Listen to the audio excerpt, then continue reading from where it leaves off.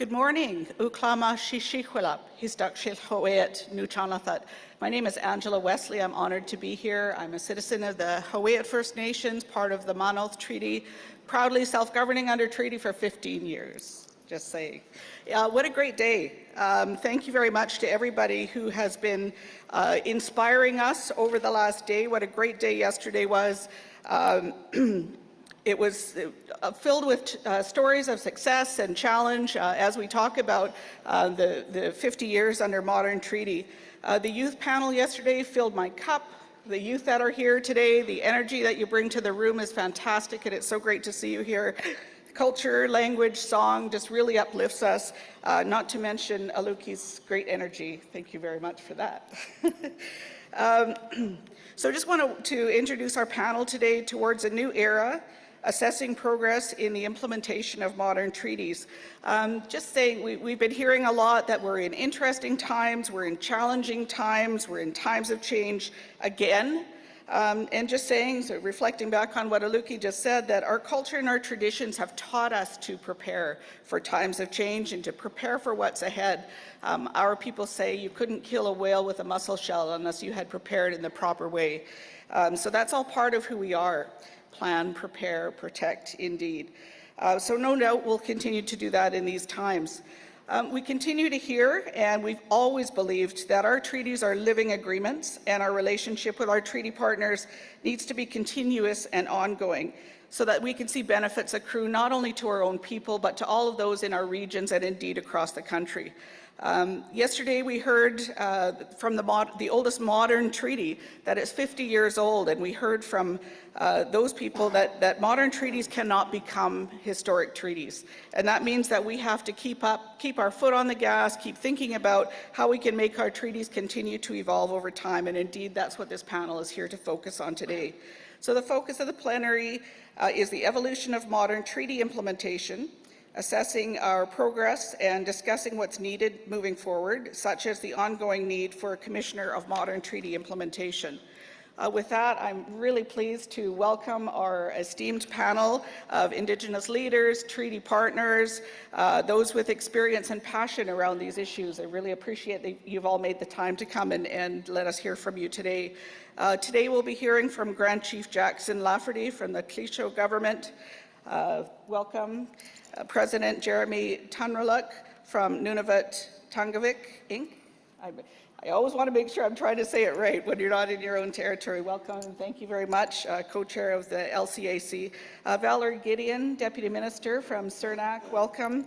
Look forward to hearing from you. And Kirk Cameron, Mayor of Whitehorse, and also has been involved in the development of the LCAC proposal for the Commissioner of Modern Treaty Implementation. So please join me in welcoming this esteemed panel. And we will get right into it. Unfortunately, we're not going to have time for questions and answers, but we're going to hear from each of our speakers for about 15 minutes, and I've been given these cards. Sorry, folks. You'll hear from me at 3 minutes and 1 minute, but encourage you to use up your time and share your expertise, your passion with the group. So we'd like to start with Grand Chief Lafferty.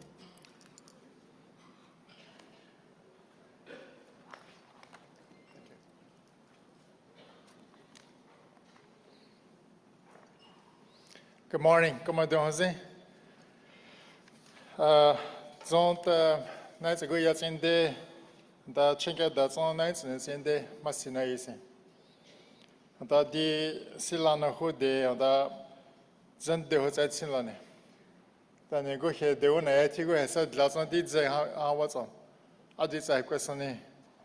Ai da chenka la za da sone. E klasi go he ke zode. Asigus a llutwonze la dyna hwgala sa da sy'n mwade. Chinke da degawu a using law federal government gishe him. Gashin da Clinton government na no hwgits in de onde.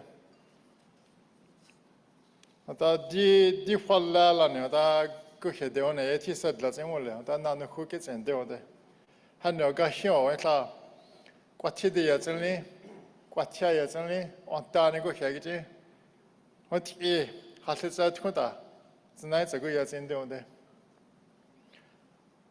또 누구야 튀고 나고 되나 깨나 서질래 생우서 하실 때 통라니 그디나 자치하다 나이스는 센데오데 아 이즈하다 마시데 호데. Good morning, Commander Jose. Such an honor to be here. We've been having a great week so far, except for the mild weather. We're not used to that the slush out here. You can keep the slush. We have a fluffy snow, so we'll keep the fluffy snow. This year marks the 20 years of a modern treaty for our treaty, Treaty 11, and Clinton government. But we have come a long way. It's been over 50 years of modern treaties. 50 years of good collaboration, working together, cooperation as treaty partners. We're all partners sitting in this building here. We're like family. We share best practices, we share values, and we share our experiences. We have come together, and also we have worked together over the years to find a common ground, a change in fiscal relationship between Canada and also Indigenous government across Canada. The collaboration fiscal policy is a framework that is a policy, a process that created more resources and also capacity for our governments to do more work and also create change for our communities, for our region, and for Canada. We've also co-developed modern treaty implementation policy, which has been in a work for years, a couple of decades at least. Now it's before us. It took a great initiative from all of us to achieve that dream, and we should all be very proud of that. The policy ensures that all federal departments are committed to the full implementation of our treaties, our chapters, and outlines the ways that we can all continue to work together, to collaborate, to move forward on the common path. Out of the policy, the Intergovernmental Leadership Forum creates a direct leader-to-leader, nation-to-nation. It's a building relationship between all levels of governments, whether it be Indigenous governments, federal government, territorial, and provincial governments. The forum provides a space to discuss solutions, create ideas to the hardest and most challenging issues that we all face as Canadians across Canada. To get the support from our Prime Minister, Justin Trudeau. We work side by side to develop the Commissioner for Modern Treaty Implementation, a vision we had for LCAC for over 2 decades, an oversight mechanism that would track Canada's progress, how far we've come, where we're going, on implementing our treaties, and to hold Canada accountable to fulfilling the overall treaty promises that were made. While the Commissioner for Modern Treaty Implementation didn't make it through the readings, all readings before Parliament due to prorogation, we will continue working with our federal counterparts, our federal partner, government, to make this important work a reality. And I look over to our partner to make that a reality. We have come a long way as modern treaty holders, but there is a long road ahead of us. But we must create opportunities for us to all collaborate and work together. We have to be united to make a huge difference in Canada. After 20 years as Clinton nation, Clinton government, we are ready to implement our jurisdictions in the Northwest Territories and make a real change for our people, for our nation, for our region. Canada needs to transform policies and systems to support Indigenous jurisdictions to become their own reality. This is the future of treaty implementation and true self-reliance and self-governance. Our Clinton vision is to become economic self-sufficient, to ensure our children, our family, are healthy, educated, and that Clinton are decision makers of our land and our people. We cannot allow political uncertainty, government transitions, and Trump to throw off our path. There's no way we're going to accept this. We've already made path going forward, and we'll continue on that trend. We need to continue to work together to implement our agreements, the overall agreements that we have with our 27 nations across Canada, and create our resources needed for our government to build a strong, healthier communities, healthy families in our nations. We are a part of solutions for Canada's long-term prosperity. The government in this room represents decision makers, the decision makers of the significant portion of Canada's landmass. Investing in us is also investing in our ability to drive the Canadian economy. Implementing our treaties will make Canada stronger, even stronger, more secure, and more economically resilient, especially in a time of uncertainty. So I just want to share a little bit of that story with you this morning. So I just want to say, Masi Cho, coming to you from the Northwest Territories. Masi Cho.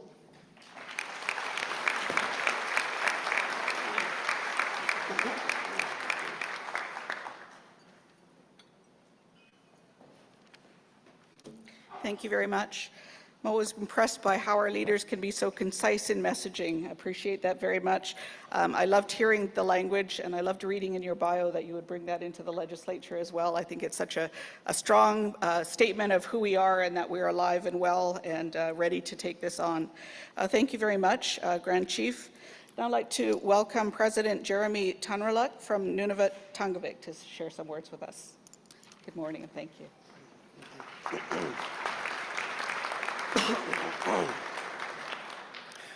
Good morning. As it seems, I keep losing my voice at the wrong times. So yesterday I described the process we have made in getting the government of Canada to accept that as Indigenous people we have rights because we are the original people living in this land. In 1973, it was finally agreed to negotiate the land claims agreement. And so the 26 modern treaties have been signed from 1975 to today. I also described the problems we face in getting the government to properly implement the agreement. And in 1982, the Canadian Constitution Act was enacted, and Section 35 recognized the affirmed Aboriginal and treaty rights. Following the patriation, there was a constitution discussion with Indigenous people, and next year the Constitution Act was amended. To make it clear, the rights in land agreements are recognized as treaty rights. This is why we call our land claims agreement modern treaties. It was important. It was an important accomplishment for them to be explicitly recognized in the Constitution. Although they are recognized in the Constitution, our agreements are not always properly implemented. There are a number of reasons for this, and we need to change the way of the government handles our agreements. The coalition has advocated for some of the important legislative amendments in this regard. To points emphasized by the coalition of the rights from the beginning are our agreements are with the Crown. They are not with the responsibility of the Department of Indian Affairs or the Crown Indigenous Relations. The whole of government is responsible for carrying them out. We have been called the honor of Crown and must be upheld. The government must meet the broad objectives of our agreements, not focus on the obligations viewed in a narrow technical sense. Senior officials representing the government as a whole must handle the implementation agreements. This fits in the previous comments about the need to meet broad board objectives. Junior officials in line with the departments are limited in what they can do. An independent agency must be set out to review the implementation of our agreement and report on the implementations to Parliament. These points are as valid today as they were formulated. Through the coalition and by other means, we have made a lot of progress on these and related points. For many years, the coalition was first established. We received little attention. We held national conferences such as this one, but the ministers simply did not attend. But we appeared before the parliamentary committees and explained to them the problem we face in getting our agreements properly implemented. In particular, the Senate Committee on Aboriginal Peoples focused on modern treaties implementation in 2007 and 2008 and made a number of recommendations in line to our views. Probably this committee's work helped in bringing about a change in government's willingness to work with us. Bernard Velkart was appointed Minister of Aboriginal Affairs in 2013 and marked a change in approach to the coalition. One of his first steps was to meet the coalition leaders, and he followed this up by supporting the conference we organized to mark the 300 years since the Royal Proclamation in 1763 and consider its significance for us today. We worked with the government officials in 2015. Velkart obtained a cabinet decision for the implementation of land claims agreements, and part of this was to set up a Deputy Minister's Oversight Committee to oversee the implementation of the land claims agreements. These were important steps, and there was an improvement in the senior officials handling the implementation of our agreements. I should add that Velkart was the minister who oversaw the settlement of NTI's lawsuit against the federal government for its failure to properly implement the agreement. In 2015, election brought a chance of government, but did not reserve what we had achieved. The cabinet directive and the deputy minister's oversight committee remained in place, and the coalition members met with the number of met with them a number of times. We still wanted the federal government to adopt an implementation policy, set out an independent implementation review agency. In an attempt to move the independent agency along, we developed a model of how such an agency could be set up. We developed a model we called the Modern Treaties Implementation Review Commission. This would be located in the Office of the Auditor General's, set up like the Commissioner of the Environment and Sustainable Development. We developed this proposal in some detail and forwarded to the Prime Minister in 2017. We received little response. Although the Auditor General Ferguson met with our staff and was very supportive, the Prime Minister in 2021 mandate letter to the Minister Miller directed him to work in partnership on the implementation of the spirit and intent of treaties and land claims and self-government agreements with appropriate oversight mechanisms to hold the federal government accountable. However, CERNAC preferred to focus on the implementation policy rather than the implementation review agency, and we took the opportunity.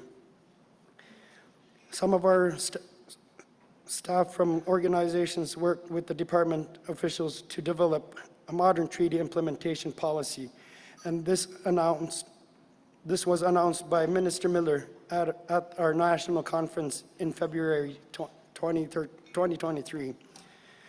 Appendix B to the collaborative modern treaty implementation policy deals with accountability and oversight.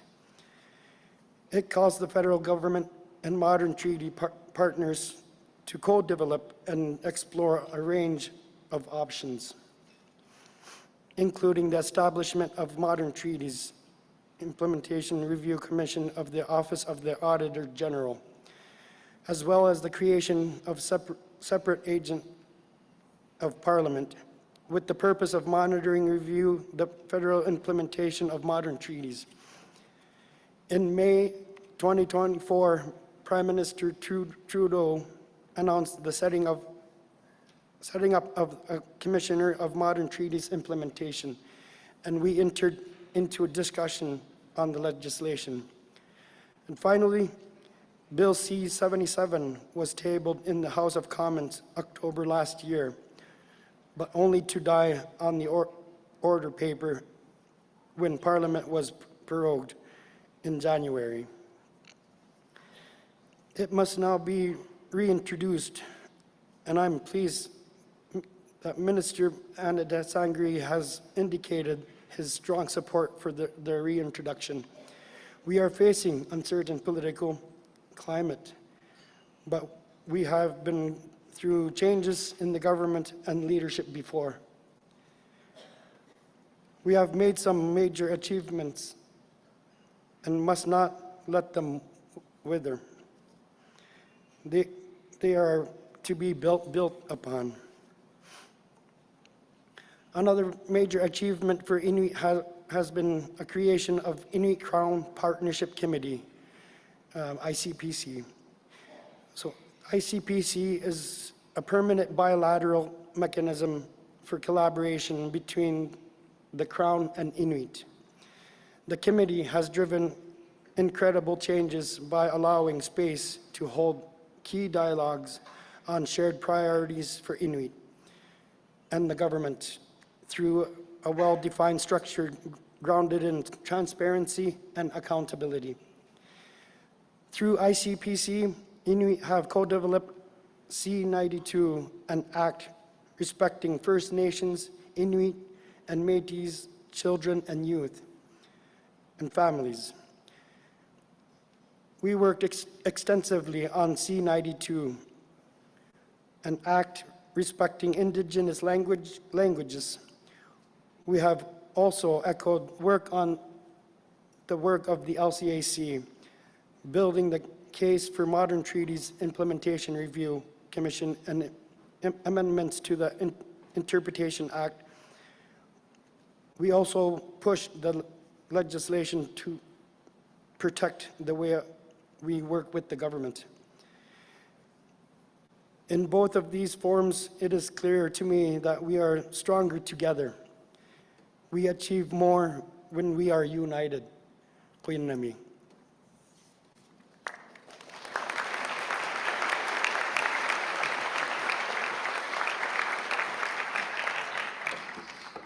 Stronger together indeed. I think this coalition has proved that for certain. Thank you very much, President. I'd like to welcome Valerie Gideon, Deputy Minister for Surna, to share some words with us. Thank you, and also appreciate the words from the Minister last night at our closing. Oh, sorry. Yeah, sorry. I need my glasses. Thank you. Thank you very much. Good morning, everyone. So first, I'd like to acknowledge that we're on the traditional unceded, unsurrendered Algonquin and Anishinaabe territory. It's the territory of my distinguished colleague, Deputy Minister Gina Wilson of Indigenous Services Canada as well. I'm a member myself of the Gaspésian First Nation, which is in the province of Quebec, where it's been a really long time since a treaty was achieved there. I've been in the job of Deputy Minister at Surnak for about 15 months. For many years prior to that, I was in Indigenous Services, primarily in the health area. And so it was a big shift for me to come into Surnak and to be properly educated with respect to the interests of modern treaty holders. And I have to say that it's the first time that I've been on a panel where, distinguished First Nations and Inuit representatives have basically said everything that I was supposed to say. Almost verbatim in some ways. I'm not lying. You could read my chicken scratch, you would see. So I'm kind of thinking about what can I say that would be different and potentially, hopefully, interesting to you without repeating all of the wonderful information that has just been shared with you, some of which you would already know about the incredible accomplishments that this group has had in terms of changing the tides at the federal level and getting some very strong support from the Prime Minister and ministers. And yes, thank you for acknowledging that Minister Ananda Sangri did come back from BC to make sure yesterday that he had an opportunity to be here and acknowledge the 50 years of modern treaty accomplishments. He's on his way actually to Nunavut this morning.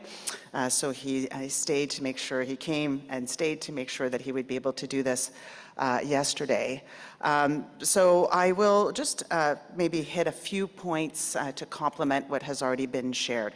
And I have to say that, coming into Surnak, I was really impressed by the positivity and the commitment that the team that supports modern treaty implementation has in our department.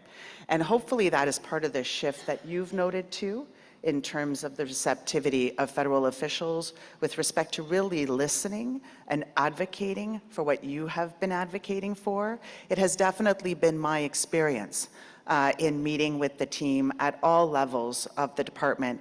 And I'm happy that there are so many of the team members that are actually here on site, including from across the country, BC and the North as well.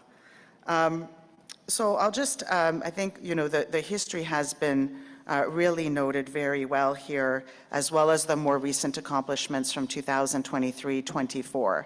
I would say that we have more work to do on multiple fronts in the federal system for sure, but one of the areas is, I was struck last time we had the Intergovernmental Forum, which I believe was here, and there was jigging, right? Or there was dancing. I have video, anyway, of the Prime Minister and ministers dancing. One of the things that we tried to do is to look at ways in which we can mobilize the federal system to respond to the priorities that are raised in these conversations. And that includes emergency management, it includes fiscal policies, It includes areas like opioids and mental health. And we still have a struggle in the federal system to be able to be responsive to these types of distinctive proposals that come from your nations. And, you know, I think it's something that we will need to continue to work on because, as you will very well know, the way in which federal programs have been designed for decades has been more within an Indian Act context. And so shifting that and being responsive from a modern treaty perspective, it is a big redesign with respect to how the federal system has operated for a long time. And not to mention also the direct fiscal transfers to provinces and territories as well, which do not account for the modern treaty responsibilities of the federal government for the most part. So those are examples of challenges that we're still trying to tackle, and our department, of course, and our team, as motivated as they are, they don't always have the levers to be able to do that. And I fully acknowledge that I'm responsible for the Deputy Minister's Oversight Committee and bring my colleagues along, as well as having your voices there every second meeting that we have. But I would say that that forum is still insufficient to be able to really tackle what I'm talking about, which are not just policy challenges, but they're also operational challenges. And they question even how funding is secured, as well as how funding is delivered. I want to talk a little bit about the commissioner. And so you noted, you know, how the legislation had gone through the first reading, and you know, Minister Ananda-Sangri is still very committed to seeing its reintroduction. Of course, we don't know how that will unfold, but I would say that I'm confident that your continued advocacy will not be interrupted or disturbed by what is happening within the parliamentary context, and you will continue to push this forward. We had a very comprehensive consultation and engagement process that began last May and ended last July with over 130 partners. For those of you that might not be as familiar with what was proposed in the legislation, and I know that there are federal representatives from other departments here as well, so I thought I would just take a few minutes to explain it. The objective of the legislation is to set up a new agent of parliament that would be independent and provide expert oversight to ensure the or at least contribute to the timely and effective implementation of treaties. The agent of parliament would report to parliament, and it would have the authority to require federal departments to provide information in support of its mandate, as well as commit to upholding the spirit and intent of modern treaty agreements. The scope is quite broad, any and all federal activities that relate to modern treaty implementation. It is not intended to be a dispute resolution body, a court, an ombudsperson, or an education body, but it would review either programs or activities that could be part of one federal department, or it could engage in more systemic horizontal reviews, which could look at some of the challenges that I was raising earlier. It will have the ability to conduct performance audits, as well as brief ministers, modern treaty partners, and parliamentary committees, and would have the same statutory access to information as the Auditor General. The Minister of Crown Indigenous Relations would have an obligation to table the Commissioner's reports to Parliament. The Commissioner would be appointed through Governor and Council appointment in consultation with modern treaty partners for a 7-year term, with the possibility of a reappointment for an additional term. So that is quite, you know, it is a robust piece of legislation. It is quite a unique and important role. Of course, the role of a commissioner would require the complementary willingness and support of the federal system to shift in response to the audits, to the reviews, to the recommendations that move forward, but certainly it would introduce a lot more transparency, which I think has been one of the main challenges that you were speaking about around the 20 years plus of advocacy that this group has had to do, you know, without the adequate federal response in the past. I also wanted to mention the Interpretation Act, so Bill S-13, that did receive royal assent on November 27th, 2024. Many of you were involved in the advocacy of that, and that Interpretation Act includes a non-derogation clause that is also intended to ensure that all federal laws and regulations will not water down Section 35 rights. And that is an important development that has now been entrenched in federal legislation. All of these things that we have been talking about with respect to federal implementation of responsibilities, federal accountability, federal transparency, changes within the federal public service, in addition to the changes within the context of the federal political system, I would say to you matters for multiple reasons. But I find it quite compelling that we are seeing a growing number of studies and research that show the link between modern treaties and addressing income inequalities, addressing educational attainment. And I think we are also able to get better evidence and data with respect to economic prosperity and growth as well. And I often ask the team questions like, so we have 27 treaties. What happens when we have 110? What happens to the Canadian Confederation in that context?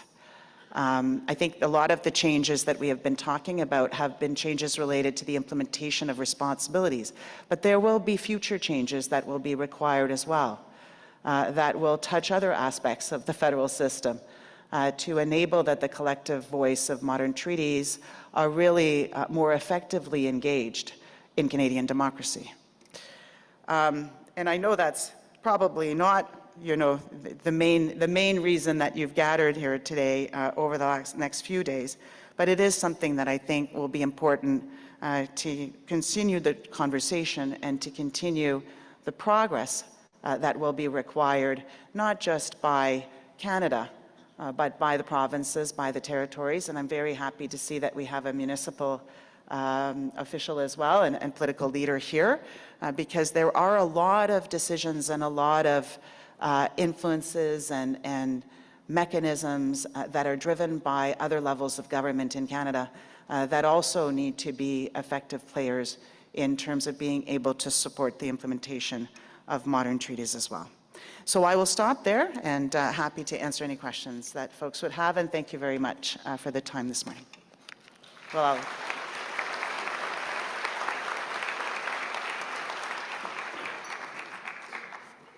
Thank you very much, Valerie. Appreciate you providing the overview, given that there's other federal departments here as well, and it really highlights the need, I think, to make sure that in order to see the whole of government approach implemented in a good way, that's communicated as well from the top and from all levels. So thank you very much for your presentation today. So our final presenter, I'd like to welcome Kirk Cameron, Mayor of Whitehorse, and someone who has also worked on the proposal around the CMTI.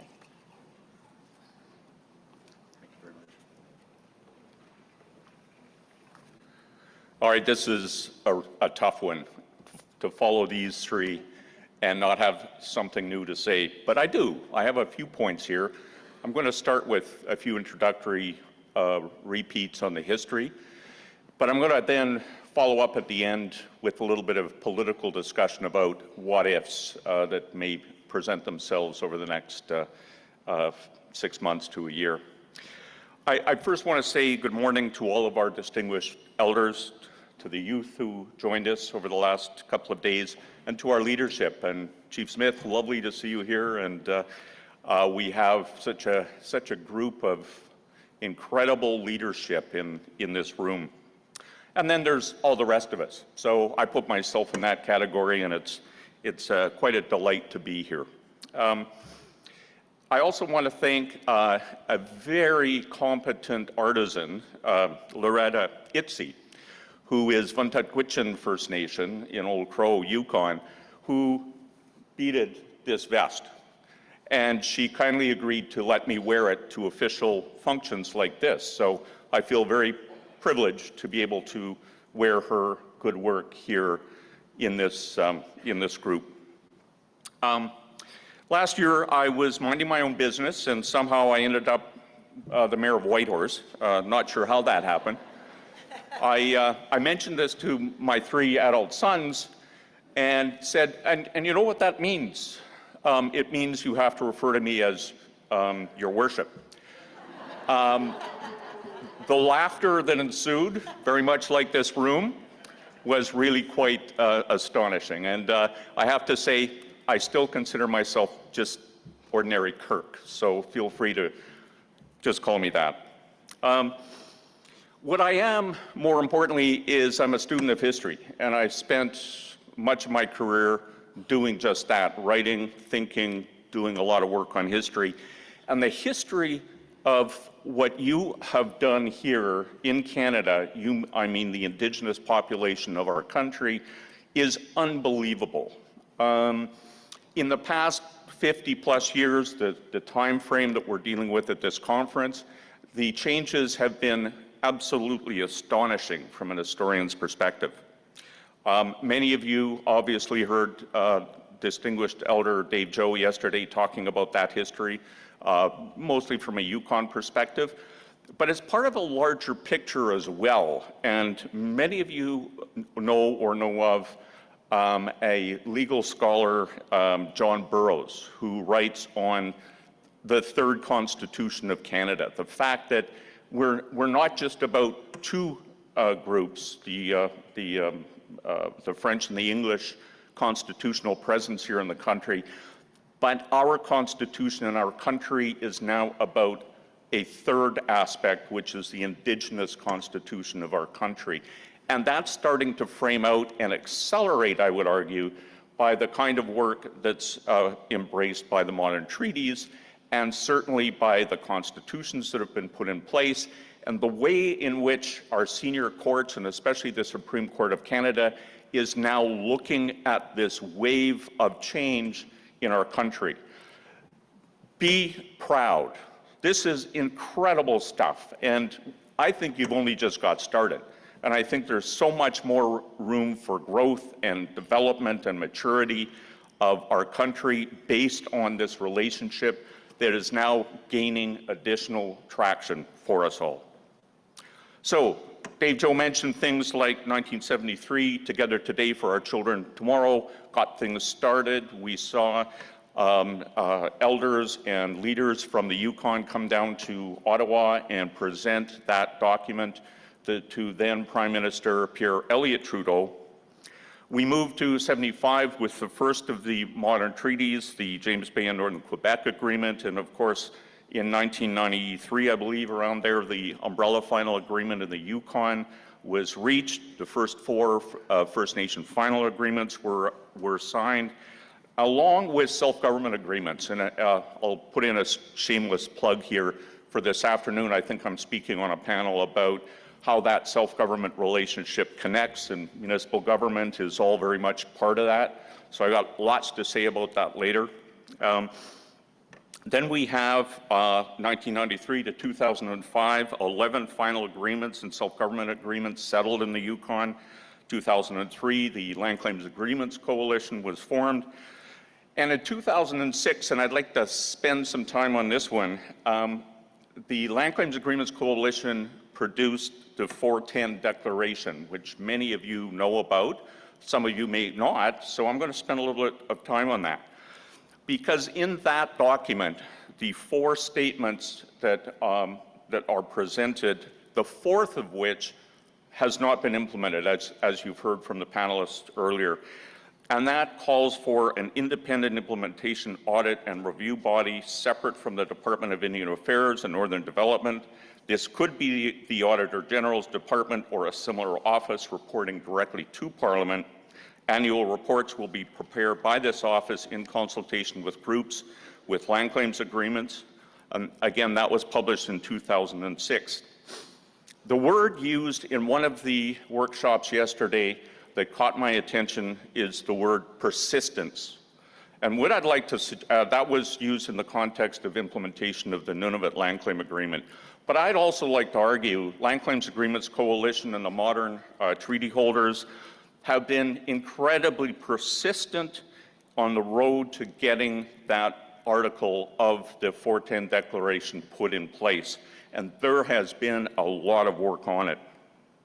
I've been involved since 2016 working on contract with Nunavut Tungavik Incorporated to help with the progress on establishing a modern treaty implementation commission.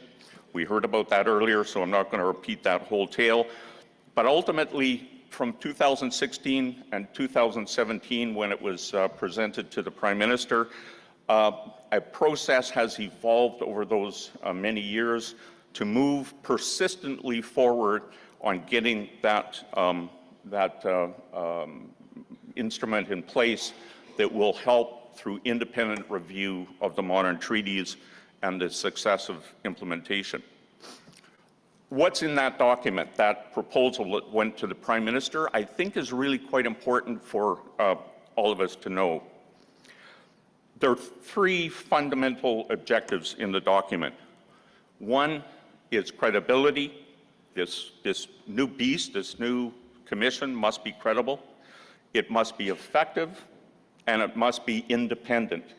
And by independent, the argument was made by leadership when this was first adopted in 2017, that our relationship is not just with a department in government or any two departments in government, it's with the Crown. That relationship was set a long, long time ago. I think somebody mentioned it, the Royal Proclamation of 1763. Goes back a ways, let's put it that way.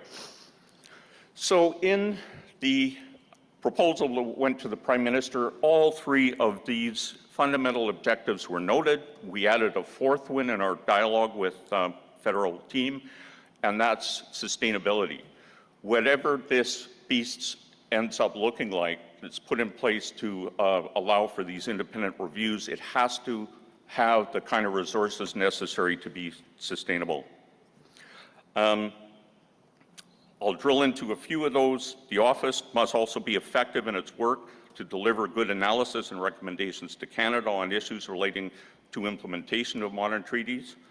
To be effective meant argument for direct access to Parliament and thus no option to let good work languish inside a federal department or on a minister's desk. This was quite critical to the architects who put these documents in place and again handed them to the Prime Minister. In the co-development discussions that took place over the last couple of years, again, these four main objectives were fundamentally important for the team that came together, the experts that came to Ottawa and spent time with the federal government, because we could go back to them time and time and time again to say, no, it cannot be reporting to a minister of the Crown. Even though it's a minister of the Crown, it's not the Crown. Parliament is the body to which this commissioner must report. So we were able to use those four objectives that your leadership put in place back in 2016 and 17 to reinforce many of those messages that ultimately resulted in Bill C-77, which again was tabled in Parliament, but unfortunately died as a consequence of the change in perspective by the Prime Minister of today, a different Prime Minister Trudeau. Anyway, we're now at a point where we have to sit back and wait. With the prorogation of Parliament on January 6th this year, Bill C-77 died on the order paper at second reading. And what does this mean? Well, there are a number of scenarios potentially moving forward, which I'd like to just throw out there just for you to think about. One, a new Prime Minister will be in place early in March and might decide to return to Parliament as scheduled March 24th. Under this scenario, it is possible that the government could fall due to a confidence vote. We would be into an election, and who knows who will win an election. So, do we have to consider that? Yeah, it's a possibility that could happen. A second alternative, the new Prime Minister could decide to ask the Governor-General to hold an early election, and again, who knows what will happen coming out of that scenario. A third is that the government stays in place through to the fall of this year when it has to have an election. This could provide time to reintroduce C-77 and move it through successfully before the fall election. I think it's maybe a bit of a long shot, but you know, that option's out there. And the fourth, there is no guarantee that a new Prime Minister will have C-77 as a high priority on the parliamentary agenda, even though it's great to see the Deputy Minister here so she can take this message back to PMO and perhaps have a little bit of pressure on a new Prime Minister's office to see if that could be up on high on the priority list. But there are a lot of bills that were in the hopper when the government prorogued. So a new prime minister, a new government potentially is going to have to spend a lot of time thinking through where should the priorities lie. There are going to be platforms by all the major parties. All of that legislation has to be considered as well. And we just don't know how that's all going to unfold. For us political watchers, this is very interesting stuff. But for modern treaty holders, this is a rather painful time because so much was accomplished. We almost got there, and then we missed it by just that much. So, in conclusion, we go back to the main points of determination and persistence, which Indigenous governments and groups throughout this country have been good at. We have to continue to be persistent and be determined to make sure that this isn't lost. It took from 1973 to 1993, about the same time frame, to get the first 4 Yukon land claims in place, following Together Today for Our Children Tomorrow. Well, we're looking at about that same scenario, maybe a few more months or years to get us to that goal where we get the commission established and we move into implementation. I want, as a closing comment, to say that I would like to recognize the work of the late Jim Aldridge, who spent so much time working on this file. Much of our success to date in the development of the model and in the co-development work with the Government of Canada had to do with Jim's immense contribution. He was a stellar person. He brought huge ability to frame issues and to reach conclusions and to persuade those across the table that the mission of the Land Claims Agreement Coalition was worthy and needed to be considered very carefully by the Government of Canada. So on that, Chair, I'll close. Thank you.